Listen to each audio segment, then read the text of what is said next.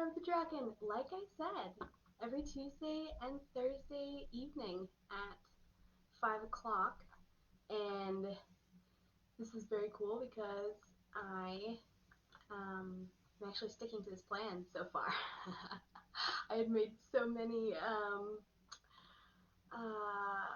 commitments to myself, actually, to continue doing the live review giveaways, which I was doing, gosh, last year. It feels like so much longer ago. But now I'm here, right on time, ready to get back into it. I'm super excited about this.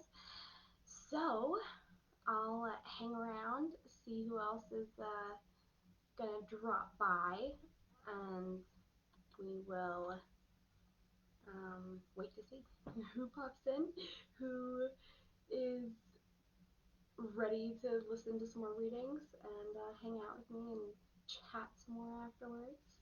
I see one person up there. Hello. Well, I'll give a few minutes for anyone else who wants to join for this. You know what?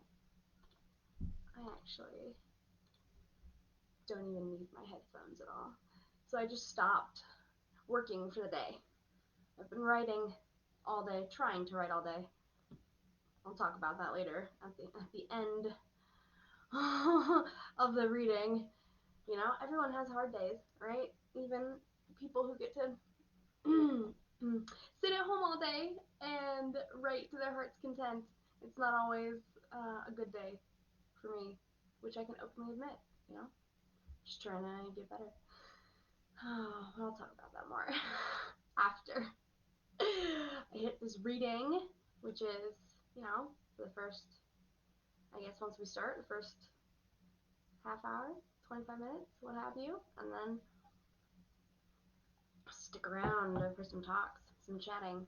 That was fun on Tuesday, having people drop by and comment and say hi, give me their thoughts.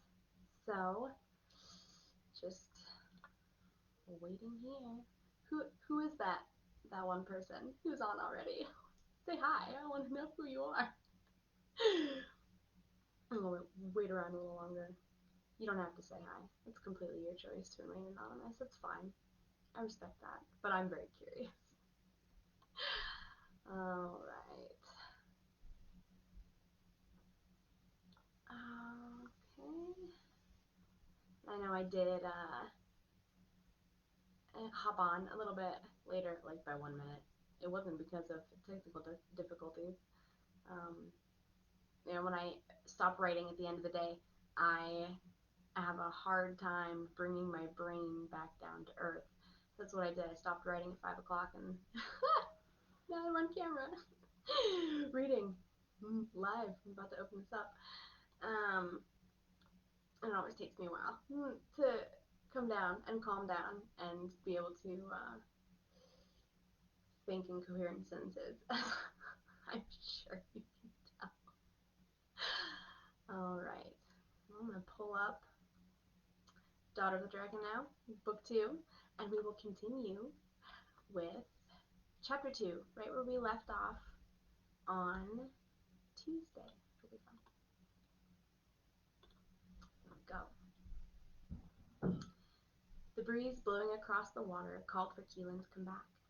It swirled around her dark head, pulling it toward the lake, and her eyes fluttered open from the resting blackness. Crouching on her heels, she lifted her head and gazed at the great lake mirroring the dazzle of the stars. The world remained dark to her, but no longer as the dead, helpless dark from which she awoke. A single tear slipped down her cheek, a tear of anger from the depths of her curse, the secret of her life. Darkened by night, the lake had always been a silent, secret comfort. The wind died down as though it sensed she were herself again, and the world was calmer, sweeter now that she was no longer a weapon hidden from itself. Keelin remembered nothing from her stolen hours. Every time she woke at the great lake with the wind calling her back to life and the smell of blood always too real. She barely noticed now when she habitually dipped her hands into the icy water at the bank, rubbing them in mud until they were clean. The moon shone so brightly in its fullness, she gazed up at it with longing. In the light of the moon, she could see everything. She was so tired of the dark. Her hands were clean now, but that metallic smell lingered. The strange deerskin tunic she'd been given still clung to her body, and she clawed at it in frustration. Dark rings and damp streaks of blood splattered across it, every moment soaking further through to her skin. The terribly unpleasant thought paraded into her mind. There had been more than one this time. What had she done? Her heart beat faster in confused panic, and she splashed her face with the icy water, gasping. She had no control over having killed again, or that the memories were hidden from her. The first few times she had been sick. Now she only carried a morose, twisted guilt. It had started so many years ago, when she took an interest in the history of her life. Something had changed in her, and she had given up trying to count. The blackouts never came regularly. It could be 3 days or 3 months before it happened again, always catching her off guard. She had been through this enough times to know the smell of blood, to know the number of those who had gone under her own unknowing hand. She had been through this enough times to finally keep her insides where they belonged. It no longer brought frightened, silent tears, but the anger never went away. She still felt cheated, robbed of something that should never have been taken.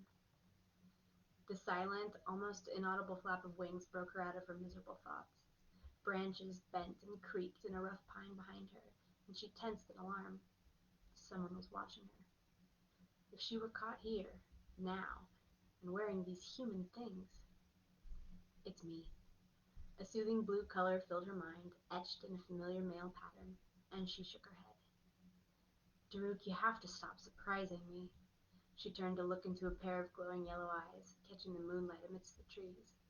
The shot of bright yellow splashed into her mind. His laughter only fueled her anger. It keeps you alert. Just be thankful it's only me tonight. She turned back toward the Great Lake. I don't know if I can keep hiding. Someone is bound to find me here. What am I supposed to say then? Another yellow splash filled her mind. Why are you laughing at me? You underestimate yourself. But if the others knew what was happening, they've always waited for an excuse, anything to prove I don't belong here. If anyone ever saw this. She paused, searching desperately for words. I'm a smear in the mountains. I'm the weakness here, and I can't be discovered. It would only prove them right. There was a shifting in the trees, the crunch of hardened earth, and the Drackan came to stand by her side. Daruk was a small Drackan, barely larger than a stallion, though he had already reached adulthood. A male hatchling of Vigathir's brood should have warranted more respect, but as the runt of Vigathir's last clutch was a commonplace female, those customs no longer applied. Daruk's uncommonly disappointing size and lack of coloring denied him his birthright. As the only white Drackan in memory, Daruk had become another shunned soul among the ruling majority. But he was Drackan through and through, and Keelin was not. In daylight, Daruk's scales reflected the color of dirty limestone, but in the moonlight he shone a pale silver. His eyes caught the light and sparkled, and he sent her firm reds and oranges. You know you're not weak. She looked him over and swallowed hard, wishing the comfort of her friend could, in fact, override her fears. You know what I mean. If it were up to them, I'd be gone. I can't change that. You have every right to be here, the white Drackan said. She forced her mind to remain silent, and Daruk's eyes shifted to the deerskin tunic and trousers she wore. Are you going to take those off? She touched the fabric in disdain, once more reminded of the darkness. Yes. She quickly stripped and sat back, naked against the night. The clothing lay in a pile at her feet. She took a deep breath. That's better. The Drackan sat on his haunches. I don't know why you wear those things. You should have never touched them. You should have left the human when you could. Well, I can't wear them now, Keelin said. Another wave of nausea crept upwards, and she steeled herself. Daruk sent her understanding and comfort. Are you all right? She looked up at him with hardened eyes, not wanting to materialize the truth with open thought. Daruk moved closer, bending his large face down to hers. Was it any different than the others? No. After all this time, I still don't know what it is. I don't think I know how to deal with that anymore either. The Drackan sniffed the air carefully and eyed the pile of clothes. You've had these human things for 3 days, and you can't stand the blood? His colors carried bitter tones. Daruk, I killed again tonight. I don't know who or what or even where I went. I never know what's left behind when I'm gone. They're just humans, Keelin. Our world would be a better place if they were all removed. I'm glad you're adding to that effect. He grunted. I know, she replied, wishing he could give her new information. Growing fear made her pause. I can't stop thinking about the human we found, and I'm afraid someone here will find those memories. The others would hunt me down amongst the humans, or if they found out about the Black Apps. Daruk snorted at her. I should hate being in the human world. I know I should, but I don't. She paused, swallowing hard. Daruk growled from deep inside his belly. There's no wrong you could do. Humans never matter. They are a plague, superior only in their numbers. They have nothing in this world against us. His anger pushed out in waves. If you feel like more human discovery will help you, then do what you must. But I tell you now, you will find an empty cause and lose interest all too quickly. If the humans find out about my black apps, there will be no discovery. They would rather hunt me too. If they could find you, the Drackan interrupted. You haven't been caught, not even by the Drakkans who think they see all. Humans would never find you. Your instincts are there for a reason. Have you felt anyone watching me? No. That was all she needed to hear. The other Drakkans disregarded her yes. They shunned her, pushed her away, did not care about the trouble Keelin found. But if they had not accepted her in some small way already, she would have been killed years ago. Somehow she had been given the chance to grow, to know the forests and the hills like her own thoughts. She would live out her life here, among her own kind, and that knowledge alone made her stay. Daruk shared her displacement, knew the pains of being terribly different. Neither one of them had control of their fate in the high hills, and that had been their bond. They had been friends for such a very long time. Why did you wear these human things for so long? Daruk asked. He snarled at her when she took too long to answer. I wanted to know why they did it, she snarled back. Was it worth it then? I don't think so. Then you'll never have to wear them again, he sent in satisfaction, resting his head between his forepaws. Well, no. But when I go back to the human place, I'm not going back there with you. There's nothing about it I'd care to see a second time, and I don't like how difficult it is to send to you by the east cliffs. She thought she saw a bright, quick flash of orange concern from his mind, but he covered it up quickly. It couldn't hurt for me to go back. I thought you didn't want to go back. Keelin checked her anger with him. He simply did not understand. We can talk about that later. She picked up a pile of bloody cloth, turning from the lake. It was true. The human ways both scared and intrigued her. Her inability to stay away from the human place definitely posed a problem, and Daruk wouldn't be able to help. Where are you going? He asked. Making sure nobody finds these, then I'm going back to Colin's cave. Daruk grunted.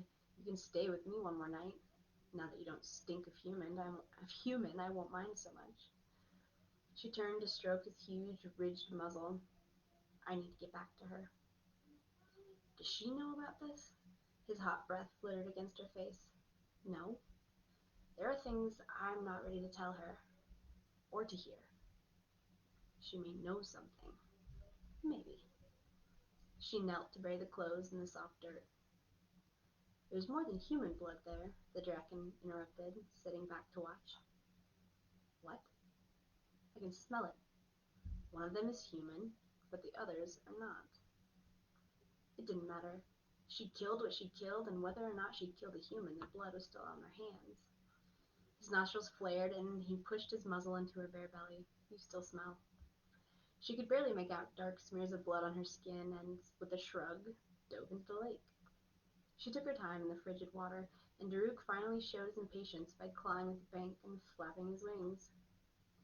We should leave now. Keelin stepped out, shaking the water from her hair. Daruk growled. There's a reason I didn't swim with you. She laughed yellow to him, brushing his flank with her hand. You should swim more. He nudged her hand as she jumped atop his back with one wild swing of her leg. There was only one comfortable way to sit. She placed herself in front of his wings, where the scales were smooth and sleek, between the two ridges running the length of his back. Riding along his neck, behind his head, shared with her the powerful, sleek feel of his movements. Daruk took flight with such speed that the wind caught in Keelin's throat, and she blinked back windy tears. Leaning forward, she moved with the flap of the Drackan's wings, felt the rare rhythm of flying. Drakkans were not ridden, but Daruk was something else. He was hers. The wind whipped the hair around her face, whistled in her ears, caressed her body dry. She slid her hands farther down his neck and looked up at the stars. Within the expanse of the sky, she was free and weightless. Daruk climbed among the rigid cliffs, dodging between crevices in the night until he came to the high, broad cave overlooking the valley and its lake. He landed at the mouth of Keelin's vast lair with only the soft click of his claws against the stone. Keelin swung down and regained her balance on solid ground. Thank you, she thought directly to him, creating a barrier for their minds. She didn't want to wake Keelin with an open thought. She touched his head and gently rested her own against the Drackan's scaly face. Meet me tomorrow morning? Yes. Then he stood up fully, turned, and spread his wings into the night. Far into the dark corners of the cave, Keelin slept, her head as long and wide as a tree trunk. Keelin treaded softly around the brown-red mountain of scales and claws and teeth. Keelin was not one to lose her temper on a whim, but she had other ways of discipline, and Keelin would rather not experience them if she had the choice. She climbed over the boulders at the back of the cave and sunk into the deep pocket of rock where she slept. She stayed far from Keelin's huge shadow, where none of her thoughts would disturb the old Drackan. There was no doubt that she feared Keelin.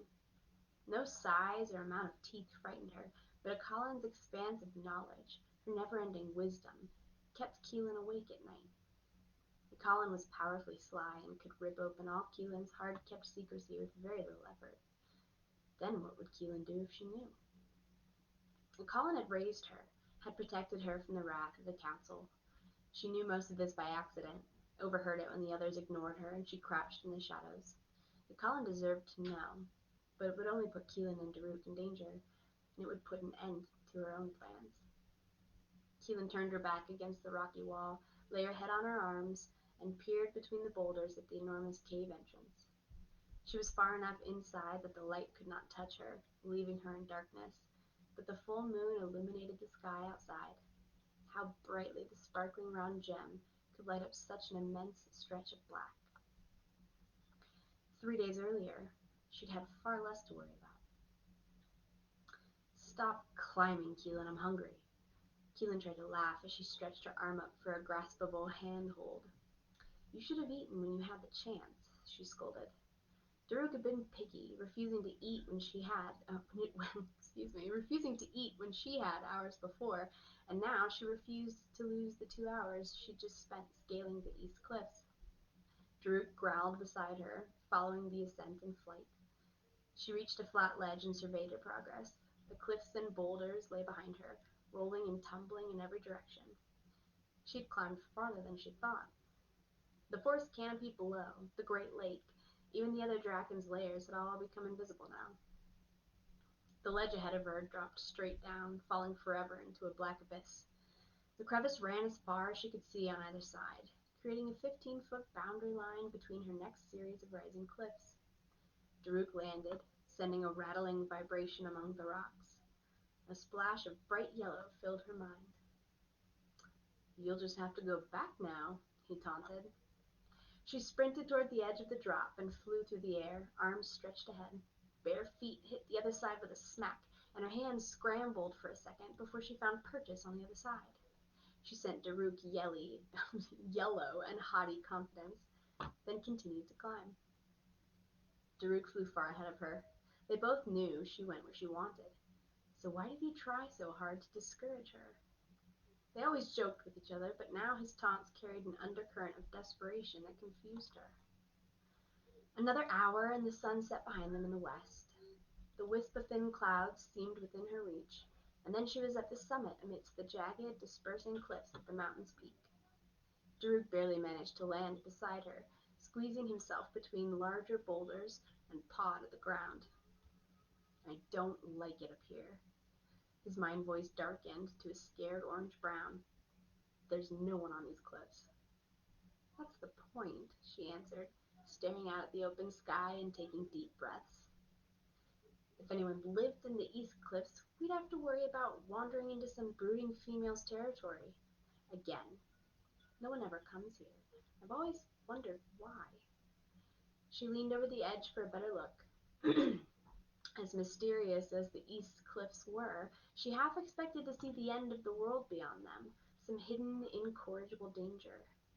Instead, only a stretch of green forest descended the other side of the cliffs. It was only trees and more cliffs, and still the Drakkans refused to fly there. What, then, kept them away? The trees grew shorter on this side, not as full or lush. They lay some 40 feet below, the canopy stretching far ahead, but normal as any other forest.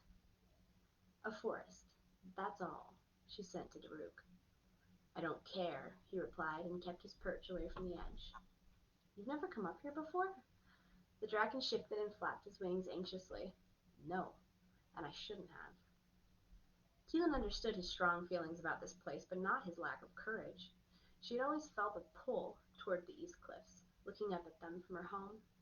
That pull never came with a foreboding sense, nor did it seem to be whatever obviously kept Daruk and the others away. This place called to her as though she were meant to be here. It told her to keep going. Without a second thought, she scaled the other side toward the unknown forest. The Drackan flapped and scrambled to the edge, whining deep in his throat. Don't do it, Keelin. There's nothing wrong, she sent, forcing most of her concentration on the climb. I don't know why everyone's so afraid of this place. I am not afraid. You're not coming, then? He didn't reply, and she snorted. I'll be back. Daruk growled but stayed put. She did not plan on cutting her exploration short just to comfort him. If he couldn't explain his reasoning, she didn't have to give him hers. Soil and loose earth instead of hard stone made up the side of the cliffs. She had more difficulty descending than she'd expected. A ledge of rock protruded from the soft mountain just below. If she could get to it, she could hang and drop to the forest floor without having to cling and grasp for holds along the crumbly sandy wall. So she swung and let go. Her knees buckled as she landed, and the ledge wobbled on its side and toppled, taking her with it. She slid down, bumping her head on the edge, and her body tumbled with a shower of cascading rocks and rubble. She hit the ground on her side, and the rock slide took her with it down the steep run of the mountain. She scrambled to dig her feet into something, but was not quite fast enough. Bumping through the thinly spaced trees, Keelin tried both to steer clear of obstacles and to stop. Then she found herself wrapped around a tree trunk, the wind knocked out of her, and a blanket of needles shivered down from the branches. Sighing, she closed her eyes, gathered herself, and sat up. The world spun, and she tried to shake it straight. Leaning back, she could see neither the top of the mountain nor the cliffs. The rock slide had taken her much farther than it seemed. The forest loomed dark and shady around her, and then Daruk's mind found her. I saw you fall most of the way. His images held mostly alarm, but he couldn't hide a little yellow laugh. Are you all right? Her pride kept her from a timely response. Where are you? She tried to send thought back, and it was stopped by a dull throbbing in her head. Thinking the fall had perhaps muddled her sending, she pushed a little harder. I'm in the middle of all these trees. Daruk took a little too long to answer. What was he doing?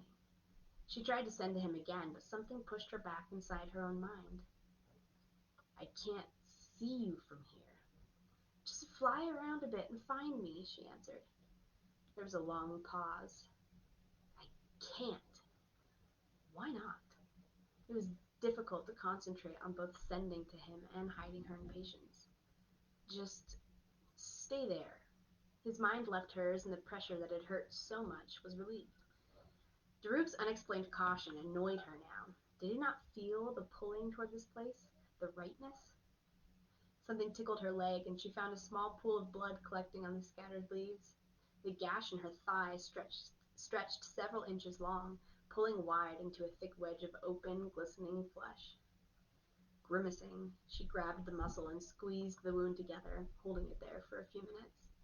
Her eyes shuddered at the pain, but the biting eventually subsided. The muscles toward her knee twitched. It would hurt for a while, but she always healed quickly. She propped herself against a tree to look around, patting her leg. I still can't find you, came to Rook's mind. Well, I'm still here. What was taking him so long? He picked up on her sarcasm and sent it right back. The trees are too thick. Try finding somewhere more open. She hobbled toward level ground and finally slowed to an awkward limp as she came to a small clearing. Watching the tips of cleared trees, she sent a mental image of the place to Daruk. Stay there. Just find me. The trees glowed in orange rays of sunset, illuminating the dust and tiny bugs in the air. She enjoyed this time of day, watching the world change through the tree branches. A shadow moved somewhere to her left, but remained hidden. Keelin peered toward the darker part of the forest and tried to find the shadow's source. A hunt would be just the thing after her hours of climbing and the mistake of a fall, and she almost went after it. The idea of Daruk patronizing her for the rest of the day if she left the clearing to hunt on an injured leg held her back. She heard the flapping of wings far before his shadow drew across the open ground. He hovered above her, growling for her to move before he crushed her. The circling trees creaked and moaned as they bent beneath his wings. This was not the first time she had made him land in an area already too small for him. If he could joke at her misfortune, she could smirk at his size. Daruk's claws crunched on the leaves as he tried unsuccessfully to land with grace, attempting to pull his wings in toward his body. Keelin saw the dark shape move again and paused. A twig cracked, and the air filled with a foreign, anxious shout.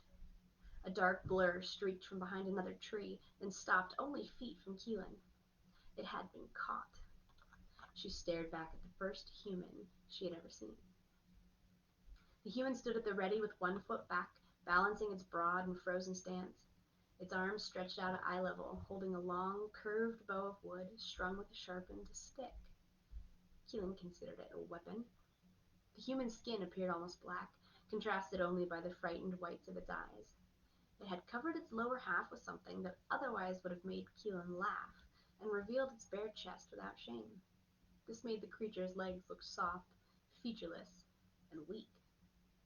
This was a human.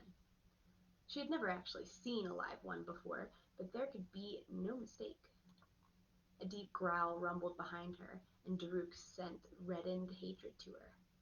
I'll kill it. No, this is... She couldn't quite find the words, but she didn't need to explain. He growled again. The human shook its weapon and shouted louder. Keelin couldn't understand the noises it made or why it shoved the weapon toward her. She hadn't provoked it. Yet. Daruk flexed his wings, and Keelin realized the human must have been shouting at the Drackan.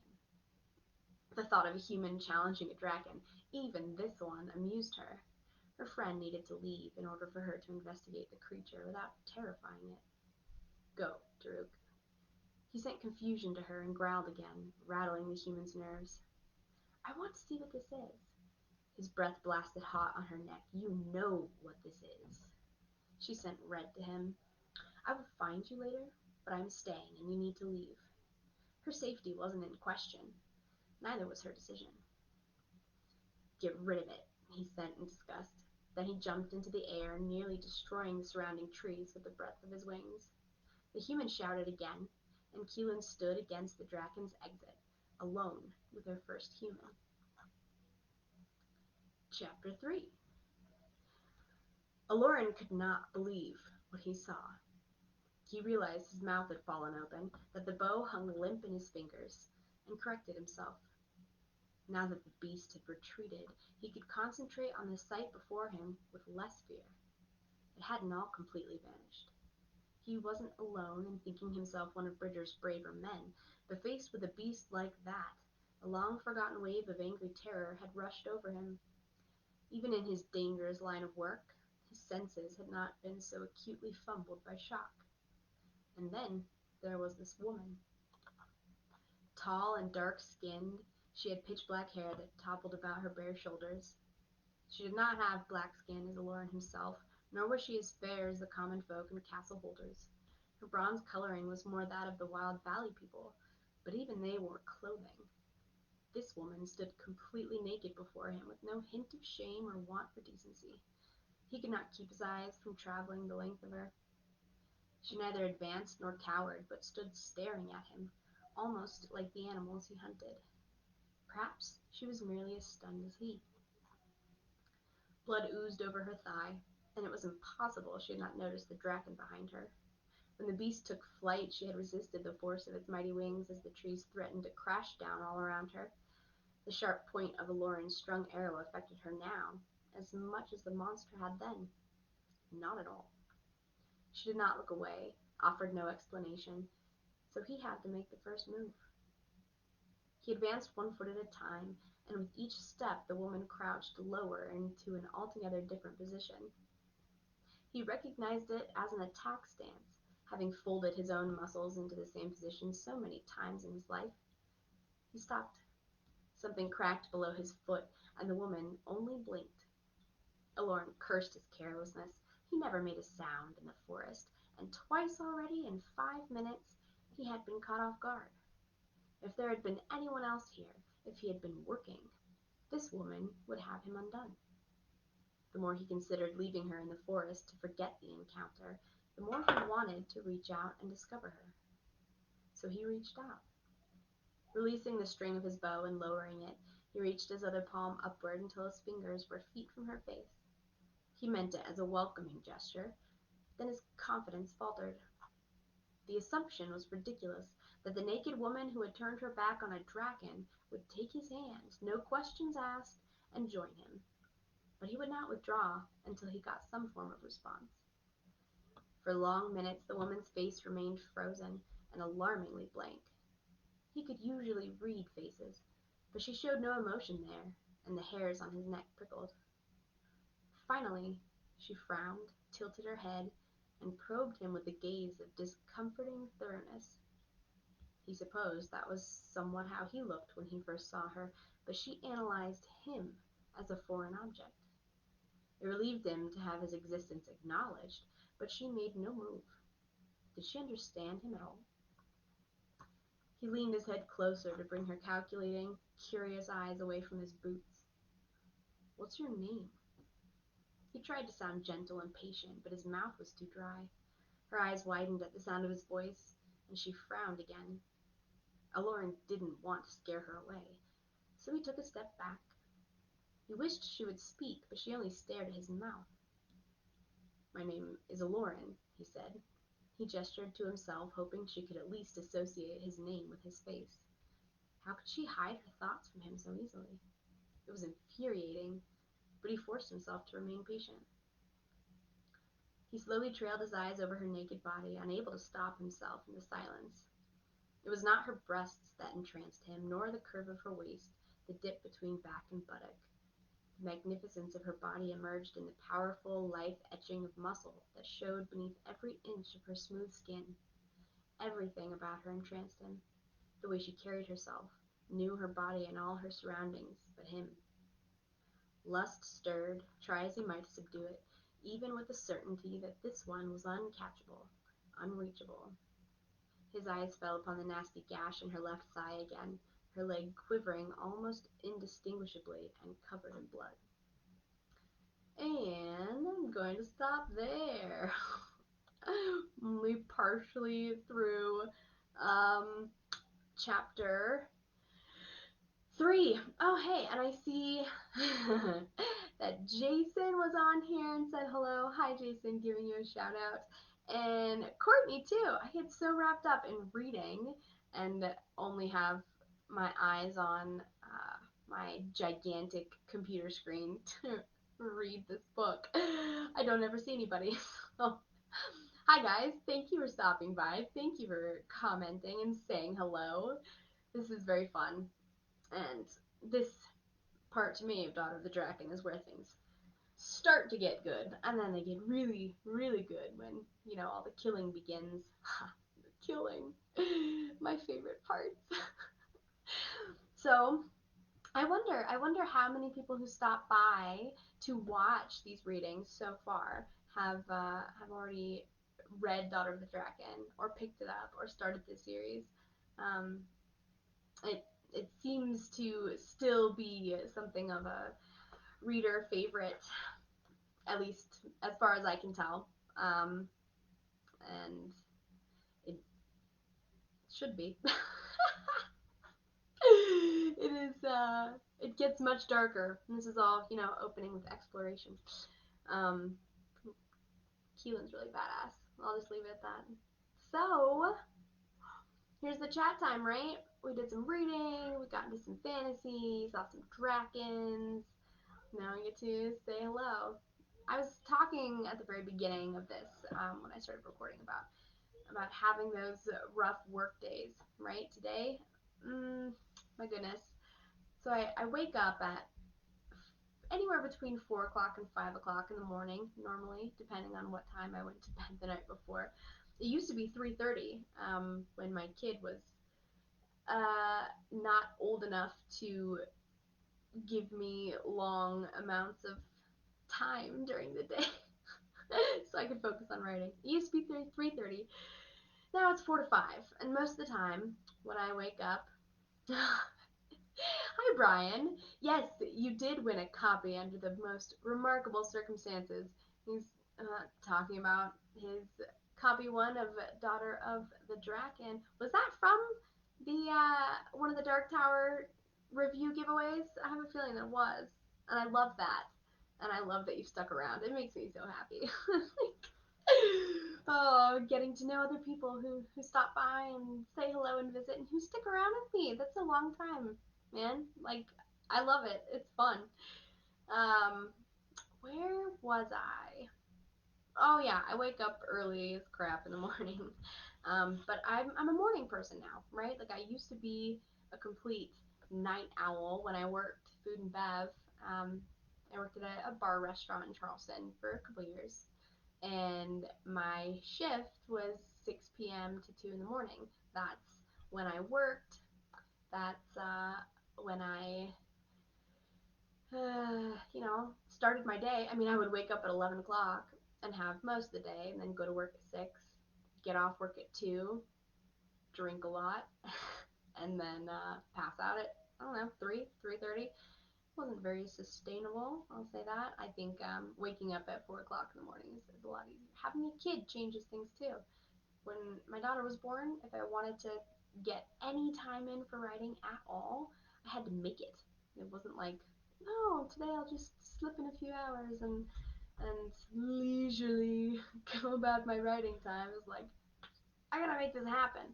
Otherwise, I'm going to be lost in motherland and I'll never write. So I started waking up at 3:30. Um, I blame an incredible horror author friend of mine, Liz Butcher, for that idea because she gave it to me when she told me she woke up at 3 o'clock in the morning, 3:30. I thought she was crazy. And then I started doing it, so it worked. That was a really long opening segue into the the story I was trying to get to today. I got 7.5 hours of sleep. That's pretty normal for me. That's pretty good. Woke up, started my day. I could not focus. I write. I write a lot.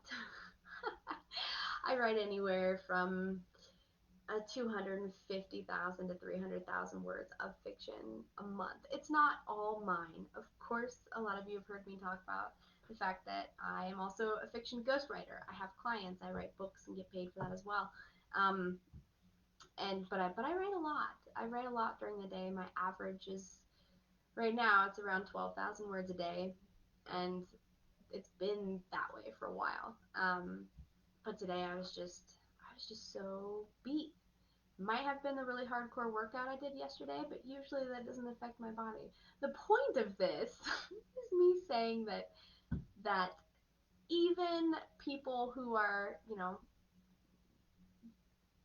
producing lots of things, if it's art, if it's books, if it's, any amount of work, um, any kind of creativity, or I think if me from 2 years ago looked at me now, I would have also thought I was crazy for what I do.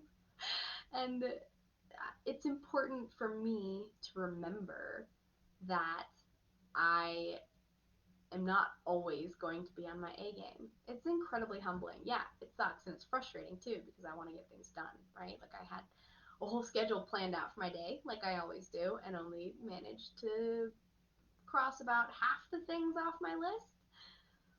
And it's been really important for me to continuously learn to remind myself to give myself a break, right? I talk about all the darkness and like, oh, things are just, it's either super dark, amazing fiction, or it's like happy cat just like hanging out and doing her own thing. I tend to get down on myself quite a lot when I'm not performing up to my own expectations, which are constantly changing, right? That was my struggle today. I tried to take a nap, and that didn't work. And I tried to eat some stuff, and that didn't work. So it's one of those, like, just roll with it. It's fine. If it was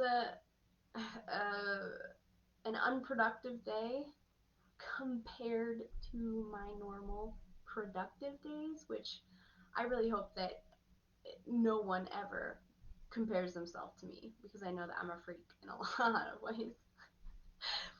But I do also like to use that freakishness to help inspire people to do what they want to do.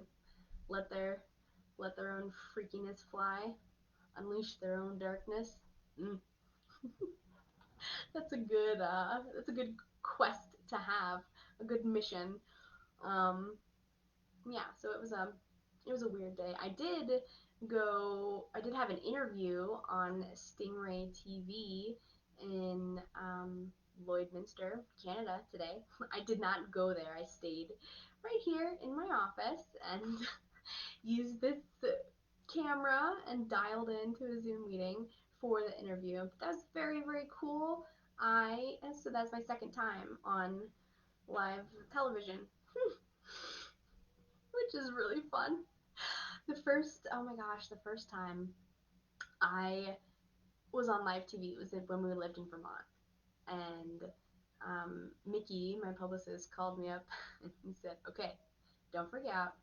I got you on, it was Fox 42 in Vermont, a local station there that I think did broadcast to parts of Canada, like Montreal. This is right there on the line.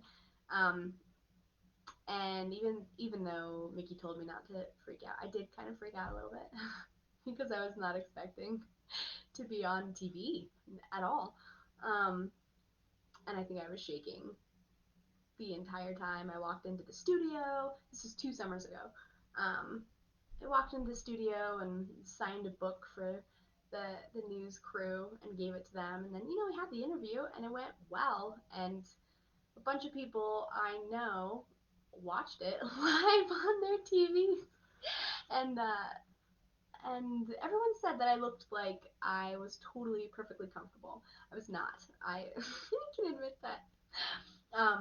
But I did well, and it was a good experience. Now, a year and a half later, get to be on international TV, which is very, very cool, and I'm super grateful for that opportunity. And it's an interesting place to be when, I still get excited about the opportunities, and I'm not like about to be sick, nervous. Which is actually also what happened the very first time I ever recorded a video to later post on Facebook. It was my first one, and I think maybe it was my video about Dalek Day. If I've got any Doctor Who fans hanging out, you know what I'm talking about. Or if you don't, you should, because Dalek Day is a real thing.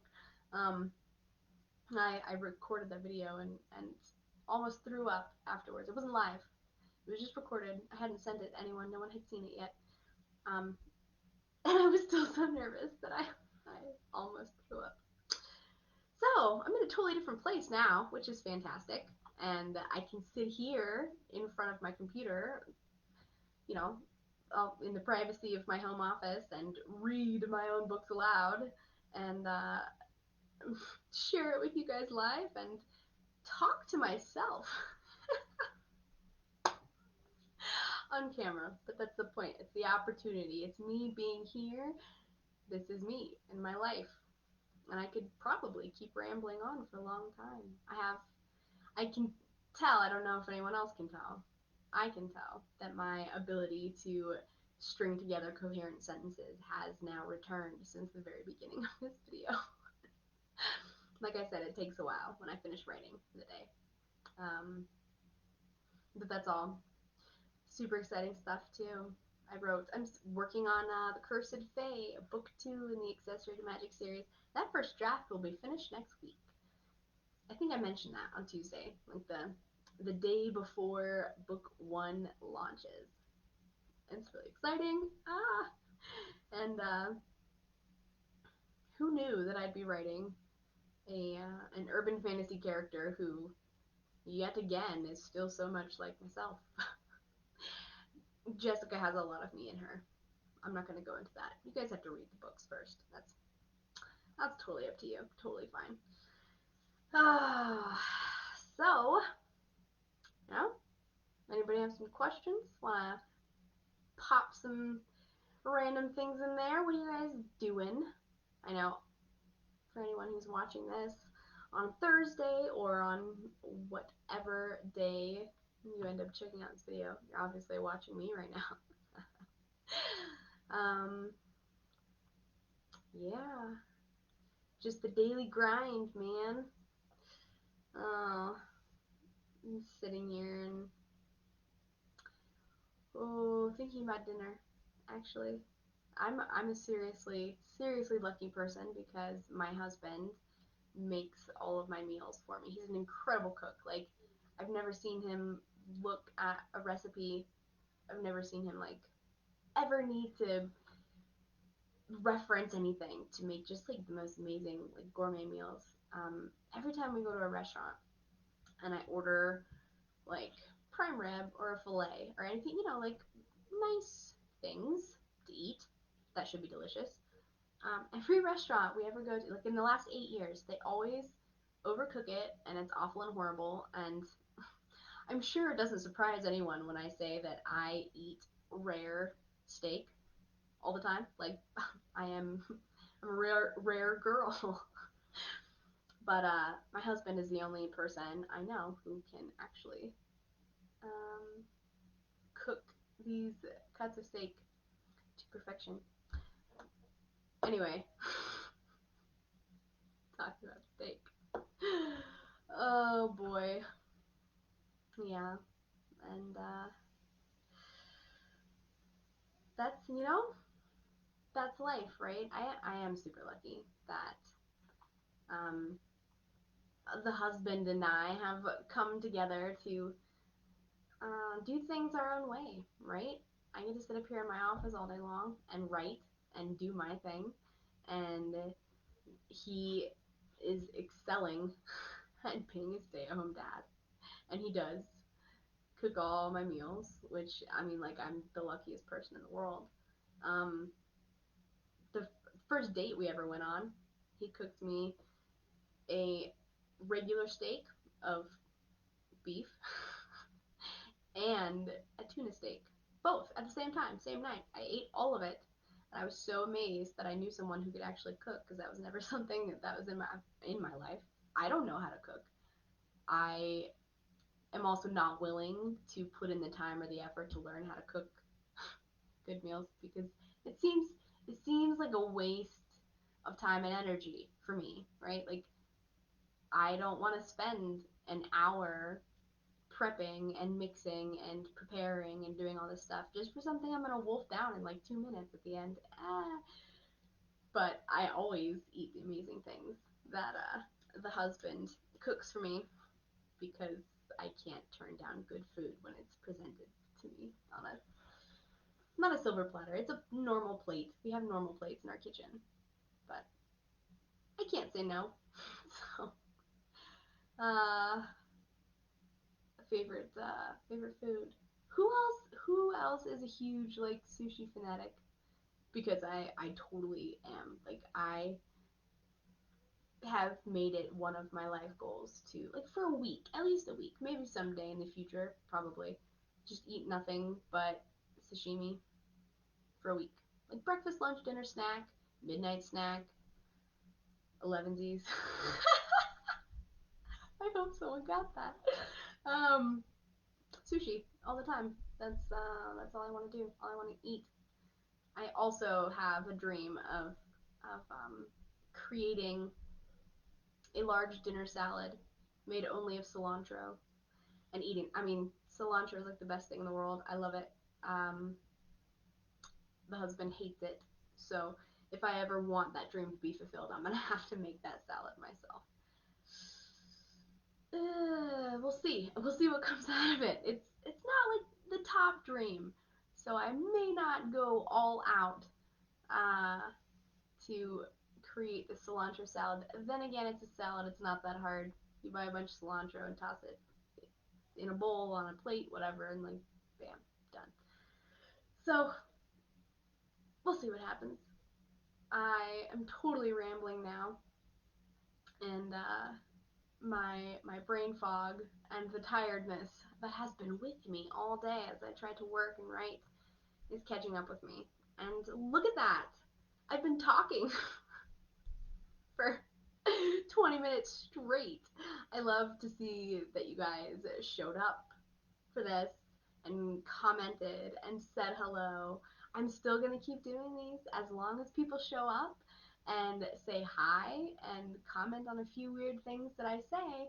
My face is still going to be on your computer and or phone and or tablet screen.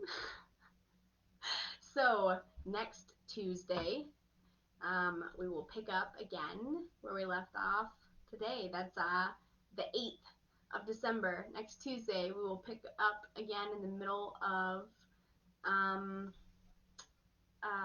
chapter. What was it? Chapter 3? The middle of chapter 3. We'll pick up again in the middle of chapter 3. And I will see you guys then. Thank you so much, everyone, for stopping by. And I will see you on Tuesday. Have a wonderful weekend. Bye.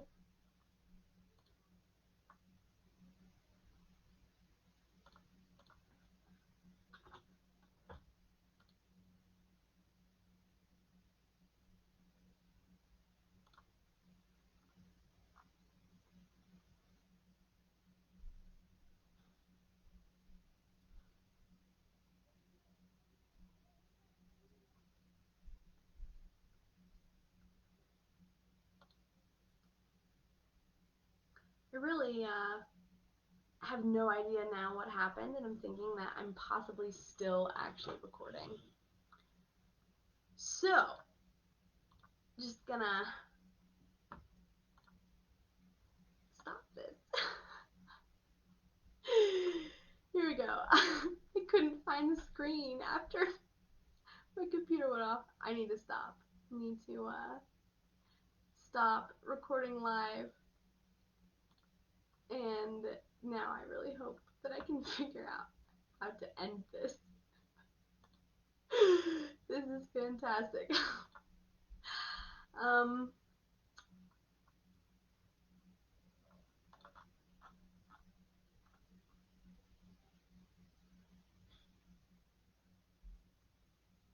I don't know if I'm still on or not.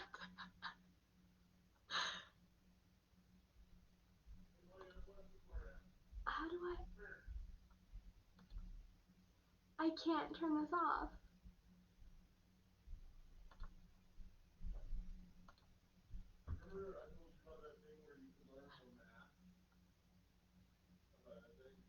Oh my gosh. If this is still going, I can't even. What is happening right now?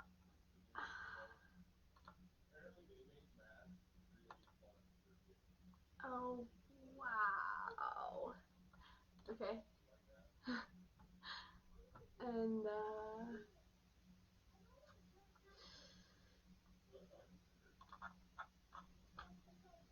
Oh, look, it's me live looking at myself. I really hope no one is still watching this because I can't get it to stop.